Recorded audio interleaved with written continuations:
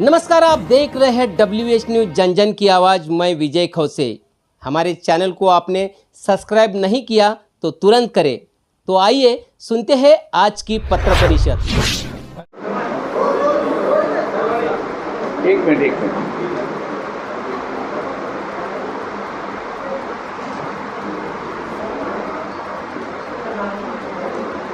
बस हुआ आजच्या या पत्रकार परिषदेला उपस्थित सर्व पत्रकार बंधूंचे मी हार्दिक स्वागत करतोय। आजच्या पत्रकार परिषदेला पक्षाचे राष्ट्रीय अध्यक्ष ॲडव्होकेट बाळासाहेब आंबेडकर हे आपणास वार्तालाप करणार आहेत। या पत्रकार परिषदेला पक्षाचे उपाध्यक्ष माननीय प्रियदर्शी तेलंग, माननीय सर्वजितजी बनसोडे हे उपस्थित आहेत। त्याचप्रमाणे या पत्रकार परिषदेला पूर्व विदर्भ समन्वय समितीचे मुख्य संयोजक डॉक्टर रमेश कुमार गजबे साहेब हे उपस्थित आहेत। आज या पत्र परिषदेला पक्षाने जाहीर केलेले अधिकृत उमेदवार भंडारा गोंदिया या लोकसभा क्षेत्राचे संजयजी केवट हे इथे उपस्थित आहेत। चंद्रपूर लोकसभेमधून जाहीर केलेले राजेशजी बेले हे या पत्रकार परिषदेला उपस्थित आहेत। या पत्रकार परिषदेला गडचिरोली लोकसभेचे उमेदवार हितेशजी मडावी हे सुद्धा उपस्थित आहेत आणि रामटेक लोकसभेचे उमेदवार शंकरजी चहांदे हे सुद्धा या पत्रकार परिषदेला उपस्थित आहेत। मी माननीय साहेबांना विनंती करतो की त्यांनी पत्रकार परिषदेला सुरुवात करावी।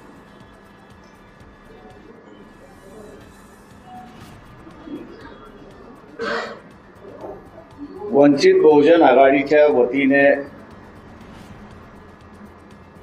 आम्ही गेले अनेक दिवस महाविकास आघाडीमध्ये त्यांचाच समझोता नाही असं आम्ही त्या ठिकाणी सांगत होतो की आता असणारं स्पष्ट झालेलं आहे। एकत्र यादी जाहीर होत नाहीये तर वेगवेगळे तिन्ही पक्ष काँग्रेस असेल, राष्ट्रवादी शरद पवार असेल किंवा शिवसेना उद्धव ठाकरे असतील यांच्या वेगवेगळ्या याद्या त्या ठिकाणी बाहेर पडतात आहेत आणि ज्या मतदारसंघामध्ये यांचे अजून मतभेद आहेत ते मतभेद कायम आहेत अशी असणारी परिस्थिती आहे आणि म्हणून फ्रेंडली फाईट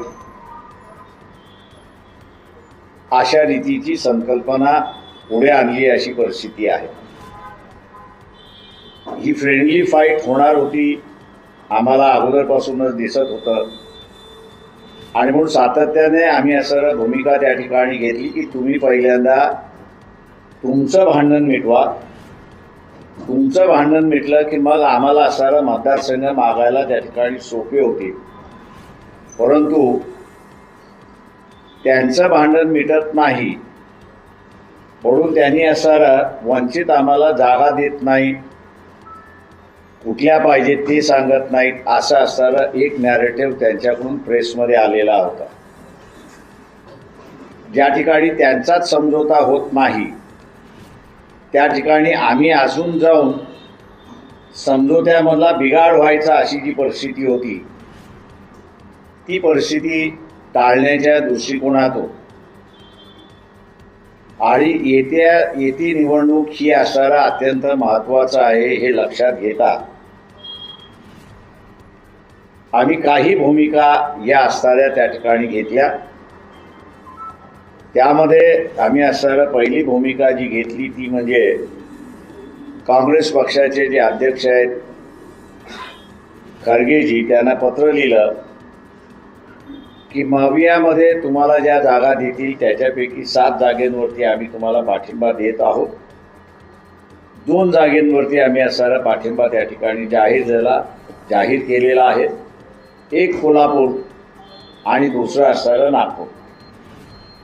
उरलेल्या जागेंचं त्यांच्याकडून ज्यावेळेस माहिती येईल आमचा यादी फायनल होण्याच्या अगोदर तर तिथे तिथे आम्ही त्यांना असायला पाठिंबा देऊ अशी असणारी परिस्थिती आहे. या सगळ्या गोंधळामध्ये लक्षात घेता काही सामाजिक राजकीय परिस्थिती अशा डेव्हलप झालेल्या आहेत की ज्याच्यामध्ये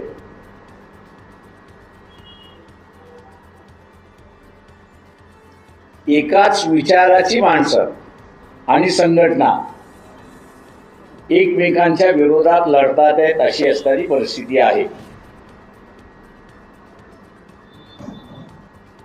14-16 मतदारसंघ अशी आहेत की ज्या मतदारसंघामध्ये ही परिस्थिती आहे.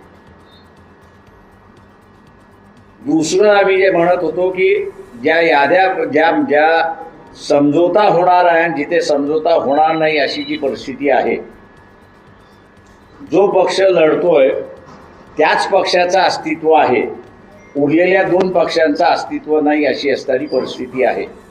आणि त्याचं कारण गेले 20-25 वर्ष हे सातत्याने युतीच्या राजकारणामध्ये लढत आहेत. आणि म्हणून जिथे काँग्रेस लढली असेल, जिथे NCP लढली असेल, तिथेच यांचं अस्तित्व आहे. आणि ज्या लोकसभेच्या मतदारसंघामध्ये हे लढलेले नाहीत त्याच ठिकाणी यांचं असणारं अस्तित्व नाही अशी असणारी परिस्थिती आहे. तीच परिस्थिती आपल्याला असणारा सेना आणि BJP मध्ये त्या ठिकाणी दिसते. ज्या ठिकाणी सेना गेले 20-25 लढत आलेली आहे तेच मतदारसंघ ते मागत आहेत. ज्या मतदारसंघामध्ये ते लढलेले नाहीत त्या मतदारसंघामध्ये त्यांची ताकद नाहीत म्हणून असणारं उमेदवारी मागत नाहीत अशी असणारी परिस्थिती आहे. भारतीय जनता पक्षावरनं मला वाटतं ही परिस्थिती स्पष्ट होते अशी असणारी परिस्थिती आहे.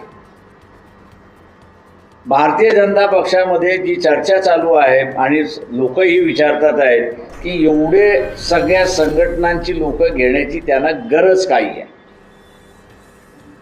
त्यांची सुद्धा अवस्था तीच आहे की ज्या मतदारसंघामध्ये ते लढत आहेत किंवा लढत आलेले आहेत त्या मतदारसंघामध्ये त्यांचं प्राबल्य आहे. पण ज्या मतदारसंघामध्ये ते लढलेले नाहीत त्या मतदारसंघामध्ये त्यांचं प्राबल्य नाही अशी असणारी परिस्थिती आहे. आणि म्हणून ते प्राबल्य आपल्याला मिळावं म्हणून उमेदवार पळवण्याचा भाग चालला. काही पक्ष फोडून आपल्यामध्ये सामील करण्याचा भाग चालला. आणि लेटेस्ट आपण असणारा जर पाहिलं तर मनसे सारख्या संघटनेला सुद्धा भारतीय जनता पक्ष आपल्यामध्ये समावेश करून घ्यायचा किंवा ॲडजस्टमेंट करून घेण्याचा प्रयत्न त्या ठिकाणी चाललेला आहे. मी एकच या ठिकाणी मानतोय की जेवढे पक्ष लढतात आहेत त्यांचे त्याच मतदारसंघामधली असणारी ताकद आहे, उरलेल्या मतदारसंघामधली त्यांची असणारी ताकद नाही अशी परिस्थिती आहे. आणि म्हणून आम्ही त्यांना म्हणालो होतो की वंचित बहुजन आघाडी हे कॅटलिस्ट म्हणून असणारा रोल त्या ठिकाणी प्ले करू शकते. आणि ट्रेडिशनली जे आपण लढत आलेला आहात त्याचा असणारा फेर मांडणी जर आपण केली तर आपल्याला असणारे रिझल्ट फार चांगल्या पद्धतीने येतील अशी परिस्थिती आहे. पण दुर्दैवाने 2 गोष्टींचा असणारा अडचण आहे असं मी त्या ठिकाणी मानतो. एक म्हणजे प्रस्थापितांचं राजकारण आणि वंचितांचं विस्थापिताचं राजकारण. आम्ही असं म्हणत होतो की प्रस्थापित आणि विस्थापित यांचा समन्वय आपण असणारा ह्या इलेक्शनमध्ये करूया. परंतु त्याला या तिन्ही पक्षांचा नाकार होता. आणि म्हणून आम्ही असणारा त्या ठिकाणी जाणार कसं म्हणजे बाहेर पडणार कसं या दृष्टीने आम्ही तुम्हाला 2 किंवा 3च जागा देतो अशी असणारी परिस्थिती त्या ठिकाणी सुरुवात केली. दुसरी जी वंचितची असणारी ह्या तिघा पक्षांना अडचण जी होती ती माझ्या अंदाजानं मुंबईच्या सभेमध्ये असणारं जाहीर आपल्या सगळ्यांना असणारं दिसलं की आमचं मोदीशी भांडण नाही, आतृशक्तीशी असणारं भांडण आहे. इलेक्शनमध्ये जो पक्ष आहे त्या पक्षाला तुम्हाला अंगावरती घ्यावं लागतं, त्याला टीकेचं असणारं शस्त्र तुम्हाला करावं लागतं आणि त्याचे असणारे 10 वर्षाचं कारोबार जो आहे तो लोकांसमोर कसा हितकारक नाही हे मांडणं त्या ठिकाणी असणारं आहे, आपण बघितलंय. आणि म्हणून त्या सभेमध्ये मी अनेक गोष्टी त्या ठिकाणी मांडू शकतो आणि त्याच्यामुळे अडचण होऊ शकेल, म्हणून मला फक्त 5 मिनिटं त्या ठिकाणी दिली. मला त्याच्याबद्दल म्हणणं नाही की राहुल गांधीची सभा होती आणि राहुल गांधीला अधिक वेळ मिळाला पाहिजे होता याची मला जाणीव आहे. वंचितची 2 ठिकाणची असणारं अडचण जी आहे, एक की भारतीय जनता पक्ष, RSS आणि मोदी यांना सरळ सरळ अंगावरती घेण्याची ताकद आहे, ती पूर्णपणे अडचणीची होती एक भाग. आणि दुसरा भाग, जर विस्थापितांची सत्ता किंवा विस्थापितांना सत्तेमध्ये सहभाग करून घ्यायचा हा प्रस्थापितांचा विरोध कायम राहिलेला आहे. आणि ह्या प्रस्थापितांनी काँग्रेस पक्ष ताब्यात घेतलेला आहे, BJP सुद्धा ताब्यात घेतलेली आहे, NCP सुद्धा ताब्यात घेतलेली आहे आणि शिवसेना सुद्धा ताब्यात घेतलेली अशी असणारी परिस्थिती आहे. आणि म्हणून यांचे निवडून आलेले आमदार आणि खासदार आपण बघितले तर हे एकमेकांशी निगडीत आहेत अशी असणारी परिस्थिती आहे. ज्या उमेदवारांची नावं 4 मतदारसंघामध्ये आम्ही आपल्याला वाचून ओळख करून दिलेली आहे, हे सगळे विस्थापित समूहातलेच उमेदवार आहेत. आमचा आग्रह असा होता की ह्या विस्थापितांना आपण बरोबर घेऊन त्या ठिकाणी सत्तेमध्ये गेलं पाहिजे, पण दुर्दैवाने आमची असणारी कन्सेप्ट ही मान्य तर झालीच नाही, पण त्यांच्यामधली भांडणं मिटली नाहीत अशी असणारी परिस्थिती आहे. इलेक्शन जवळ आलं आणि म्हणून आम्ही जी तयारी केली होती त्या तयारीच्या जोरावरती आम्ही आता असणारा या इलेक्शनमध्ये एक आघाडी म्हणून असणारा आम्ही त्या ठिकाणी उभं राहतो आणि महाराष्ट्रातले असणारे अनेक मतदारसंघ हे आम्ही लढवणार, हे आम्ही असणारं जाहीर करतो या ठिकाणी. आमचा जो मेन मुद्दा राहणार आहे या इलेक्शनमधला तो म्हणजे हा जो इलेक्टोरल बॉन्ड आहे. आम्ही म्हणत नाही आहोत, पण फायनान्स मिनिस्टर यांचे यजमान जे आहेत तेच म्हणतात आहेत की हा जगातला सगळ्यात मोठा असणारा फ्रॉड आहे. दुसरा, काही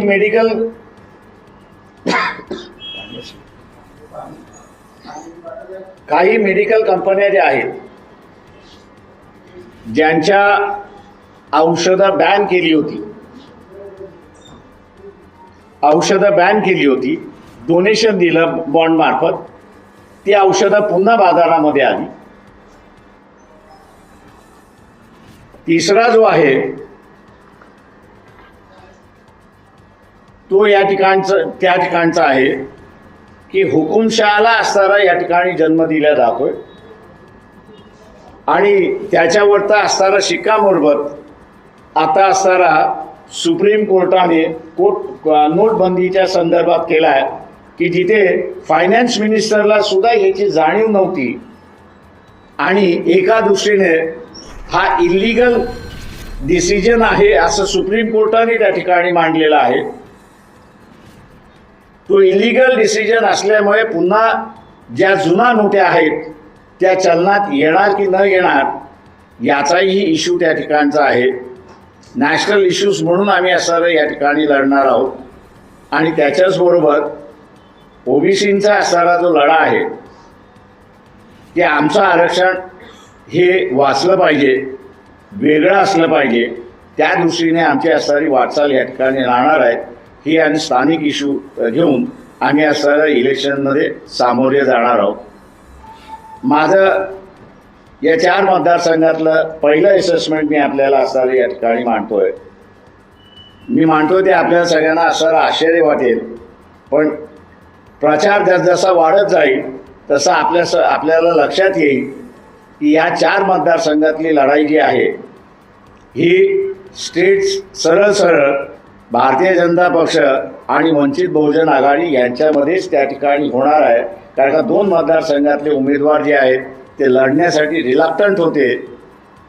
कोणाला तरी उभं करायचं म्हणून असणारं त्या ठिकाणी उभं केलेली अशी परिस्थिती आहे. त्याच्यामुळे ही परिस्थिती उरलेल्या मतदारसंघात सुद्धा डेव्हलप होईल असे आम्ही त्या ठिकाणी मानतोय. आणि मी असं म्हणेन की पहिल्यांदाच फुले शाहू आंबेडकरी चळवळ ही जी आहे सामाजिक व्यवस्थेतून राजकीय व्यवस्थेकडे वाटचाल करणारी, ही पहिल्यांदा नॅशनल सीनवरती आणि राज्याच्या सीनवरती मेन फोर्स म्हणून उभं राहील अशी अपेक्षा आम्ही त्या ठिकाणी बाळगतोय. मतदार आम्हाला सरळ साथ देईल अशी आमची अपेक्षा आहे. माझं निवेदन थांबवतो. आपण आता विचारू शकता. एक विचारा. भारतीय जनता पार्टीला सपोर्ट केलं कोणाला आणि कुठच्या वेळची? मला असणारा तुम्हाला एक फक्त उदाहरण द्या पहिल्यांदा, कुठच्या वर्षी आणि कधी सपोर्ट दिलेला आहे?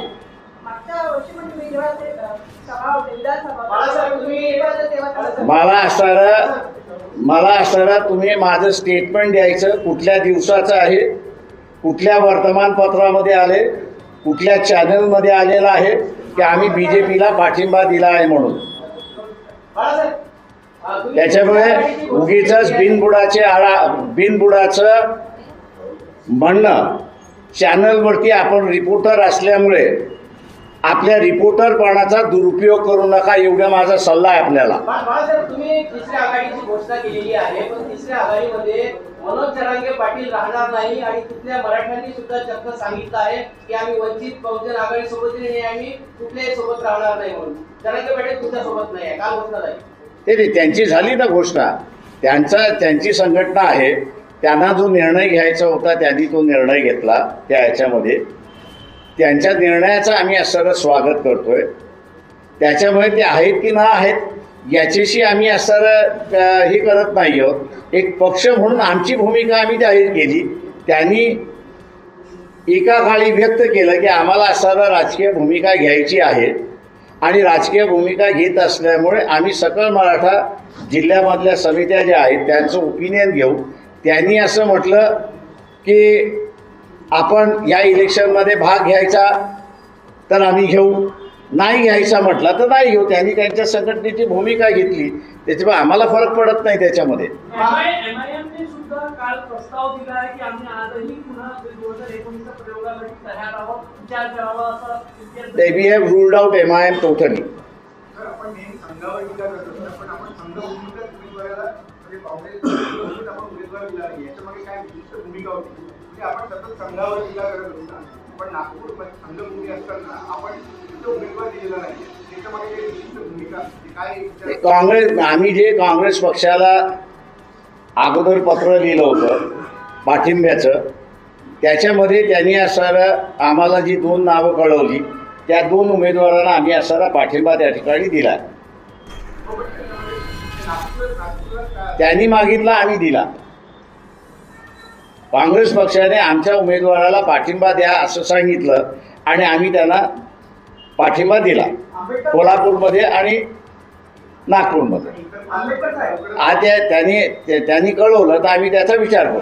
आंबेडकर साहेब 2019च्या निवडणुकीमध्ये वंचित बहुजन आघाडीच्यामुळे काँग्रेसला सर्वाधिक फटका बसला आणि भारतीय जनता पक्षाला त्याचा फायदा झाला. चुकीचं आपण असं म्हणताय. आपला अभ्यास जरा कमी आहे. मी आपल्याला करेक्ट करतो. की काँग्रेसच्या उमेदवारामुळे वंचित बहुजन आघाडीचे 8 उमेदवार ऐकून घ्या. आता तुमचं झालं ना. तुम्ही प्रचाराचा मुद्दा असणारा तुम्ही टीव्हीच्या माध्यमातून करू नका म्हणून तुम्हाला असणारा सांगतोय. म्हणून ऐका. आता ऐका जरा. झालं ना तुमचं बोलून झालं ना. रिपोर्टर म्हणून राहा, कोणाचा असणारा स्पोक्सपर्सन म्हणून राहू नका, ही माझी विनंती आहे. आणि मागच्या वेळेस हे का नाही म्हणालात की काँग्रेस पक्षाला NCPला की तुम्ही 12 ठिकाणी 5 वेळा हरलेला कंटिन्युअसली. त्या कंटिन्युअसली हरलेल्या 12 जागेंमधनं तुम्ही आम्हाला उमेदवार द्या. हे नॅरेटिव्ह का नाही तुम्ही रिपीट करत? याचं ऐकून घ्या आता जरा प्लीज. स्पोक्सपर्सन म्हणून नका बोलत जाऊ. आता आम्हाला बोलू द्या. 12 जागेपैकी हरलेल्यांपैकी एकही जागा काँग्रेस पक्ष आणि NCP त्यावेळेस सोडायला तयार नव्हती. पक्ष म्हणून आम्हाला इलेक्शन लढल्या पाहिजेत. आणि आमचा असणारा आरोप आहे की आमच्या 8 जागा या काँग्रेस आणि NCPमुळे पडल्या. आम्हाला असणाऱ्या त्या 8 जागेमध्ये हिंदू मतं मिळाली. मुस्लिम मतं जी आहेत ती काँग्रेसने आणि NCPने ब्लॉक केली. ती मुस्लिम मतं जर आम्हाला मिळाली असती तर आम्ही 8 जागेमध्ये विजयी असतो. हे अनेक आकड्यांवरनं सिद्ध झालेलं आहे. पण दुर्दैवाने काही जण त्याला मान्य करायला तयार नाही. त्यांचा आमचा दुर्दैव आहे त्या ठिकाणी. आता लोक जेवढे निवडून देतील तेवढे आम्ही स्वीकारू. सर 2021 आघाडीसोबत तुम्ही नव्हते आणि आता 24 मध्ये पण नाही आहे. अकोल्यामधून तुम्ही 2,75,000 पराभूत झाले होते. यावर्षी सुद्धा ती स्थिती आहे. तुमचं विजयाचं सूत्र काय राहील यावर्षी अकोल्यामधून? फक्त तुमचं. लोक त्या ठिकाणी निर्णय देतात. मला मागच्या वेळेस 3 वेळा पाडण्यासाठी काँग्रेस आणि राष्ट्रवादीने मुसलमान उमेदवार दिला. हा तुमच्या कधी लक्षात आलेला नाही आणि येणारही नाही. ते तुम्ही कधी मांडणारही नाही त्याच्यामध्ये. आज असणारा मुस्लिम उमेदवार दिला तरी आम्ही त्यांच्याबरोबर राहणार नाही. हा तिथल्या मुस्लिम समाजाने काँग्रेस पक्षाला आणि NCP पक्षाला सरळ सांगून टाकलेला आहे. त्याच्यामुळे मी असं म्हणतोय की माझा विजय सुखद झाला असं मी त्या ठिकाणी मानतोय.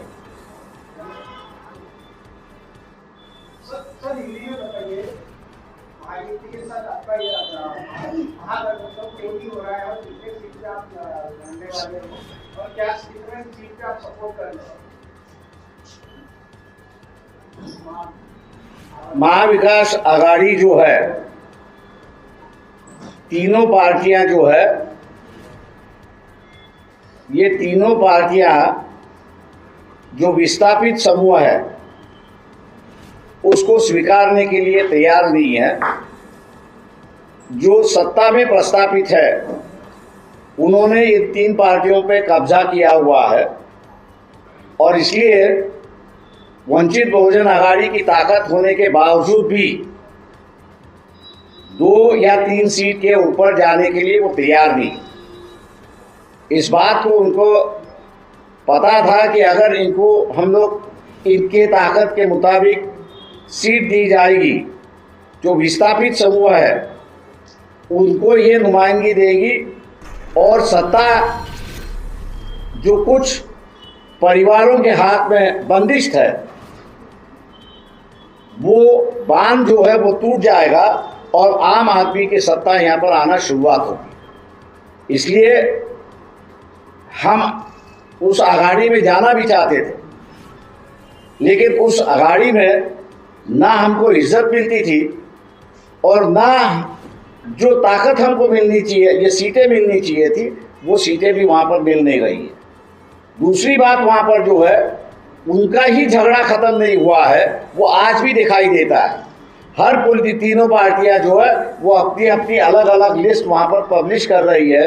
हम नहीं चाहते थे कि उनके खिचड़ी में हम लोग जाके फंसे और अपनी ताकत को गवा दें. यहाँ पर मैं आज भी मानता हूँ कि वंचित बहुजन आघाड़ी पिछले 5 साल में एक बड़ी ताकत करके उभरी हुई है, एक पर्याय के प्राप्त में यहाँ पर उभर चुकी है और जो 4 कॉन्स्टिट्यूंसीज के उम्मीदवार आज लड़ रहे हैं, ये चारों कॉन्स्टिट्यूंसीज के उम्मीदवार जो है उनकी सीधी सीधी लड़ाई जो है वो भारतीय जनता पक्ष के साथ भारतीय जनता पक्ष में है, क्योंकि 2 उम्मीदवार जो चेंज हुआ है वो लड़ना नहीं चाहते थे। कांग्रेस की ऐसी परिस्थिति है और इन्हीं वजहों से जो है वो आघाड़ी के साथ जो है हम लोग का जुड़ नहीं रहा है या जम नहीं रहा है, एक परिस्थिति है। और इसलिए हम लोग ने फैसला किया कि हम लोग जो है ओबीसी को साथ में लेते हुए जो मराठा आंदोलन के माध्यम से जरांगे पाटिल ने अगर राजनीति में आने से अपने आप को रोका है, लेकिन उनकी जो ताकत है उसको साथ में लेते हुए यहाँ की बदलाव की राजनीति हम लोग शुरुआत करेंगे।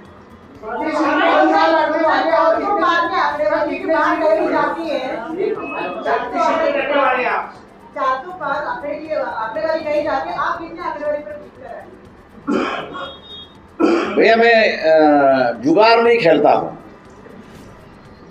जो जुगाड़ करते हैं वो आंकड़ेवारी की बात करते हैं। जो इलेक्शन लड़ते हैं वो लोगों पर तय करते हैं कि इनको कितना सीट देना है कितना नहीं देना है, तो हम लोगों पर भरोसा करते हैं।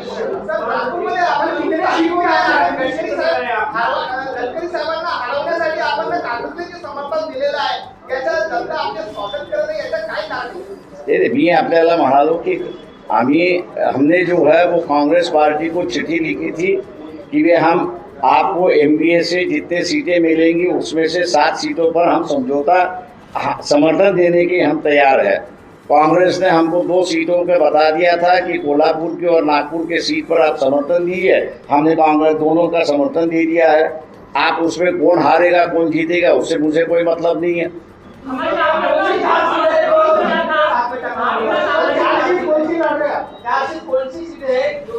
वो मेरे ख्याल से खरगे जी बताएंगे तब आपको बताऊंगा मैं।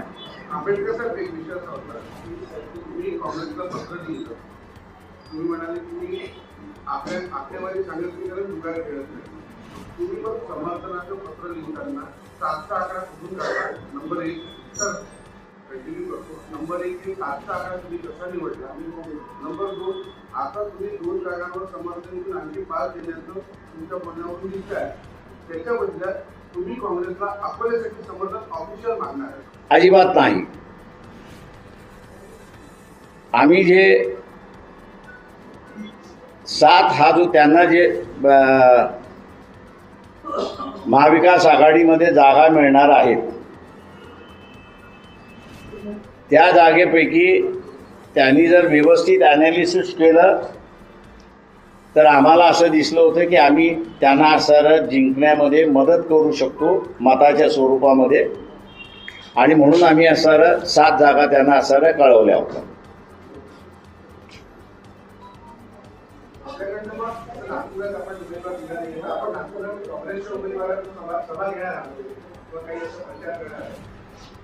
काँग्रेस पक्षाकडून अजून मला काही प्रस्ताव आलेला नाही, तेव्हा काँग्रेस पक्षाकडून जोपर्यंत प्रस्ताव येत नाही तोपर्यंत मी काही बोलू शकत नाही। प्रस्ताव कसा आहे तो तर बघितला पाहिजे मला, तर मी ऑफहँड कसे काय मला विचारताय? महाविकास आघाडीमध्ये असा आरोप होत आहे की तुम्ही आपलं मत स्पष्ट करत नाही, किती जागा पाहिजे। मी आताही तुम्हाला सरळ सांगितलं की महाविकास आघाडीमधली भांडणं अजून मिटलेली नाही। आज त्यांची भांडणं असेपर्यंत आम्ही मागण्याचा प्रश्न उद्भवत नाही। त्याच्यामुळे त्यांची भांडणं मिटली असती तर आम्ही कदाचित त्यांच्याबरोबर आम्हाला कुठल्या जागा पाहिजे ते आम्ही त्यांना सांगितलं असतं, आणि आम्ही एक असणारी यादी त्यांना दिली होती की ते ज्यावेळेस आम्हाला युतीमध्ये घ्यायलाच तयार नव्हते त्यावेळेस 48 जागेपैकी आम्ही 27 जागा या कशा कशा पद्धतीने बांधलेल्या आहेत आणि आमची किती तयारी झालेली आहे त्याची यादी आम्ही त्यांना दिली, आणि आम्ही त्याच्यामधनं म्हणालो होतो या 27 पैकी तुम्ही किती आम्हाला जागा ह्याच्यातलं देत आहे ते आम्हाला सांगा. त्यांनी आम्हाला कम्युनिकेट केलेलं नाही. माझं 7 जागांचा आपण जो खरगेंना पत्र एक उल्लेख केला त्याच्यातून स्पष्ट म्हणजे नेमकं काय झालं 2 जागा काँग्रेस. आता त्यांनी असं आहे, माझं म्हणणं असेल तो काँग्रेस पक्षाचा इश्यू आहे, त्याच्यावरती मी काही बोलू शकत नाही. त्यांनी आम्हाला 2 जागेवरती पाठिंबा मागितला, आम्ही 2 जागेवरती पाठिंबा दिला. उर्वरित 5 सांगतील तेव्हा आम्ही बघू. आमची लिस्ट येण्याच्या अगोदर आलं तर आम्ही त्यामध्ये डेफिनेटली कन्सिडर करणार आहोत. ठीक आहे सर, महाराष्ट्रात किती सीटवर लढणार आहे सध्या? आम्ही लिस्ट जाहीर करतो ना आमची. साहेब, अमरावतीमध्ये लाखोच्या संख्येने तुमची सभा झालेली होती मोठ्या प्रमाणात आणि महाराष्ट्रामध्ये ती सभा मोठी होती, तरी पण तिथे स्थानिक उमेदवारांना तुम्ही स्थान दिलं नसल्यामुळे तिथे वंचित बहुजन आघाडीचे कार्यकर्ता नाराज आहेत. तो इंटरनल मॅटर आहे, मी पब्लिकली डिस्कस करत नाही.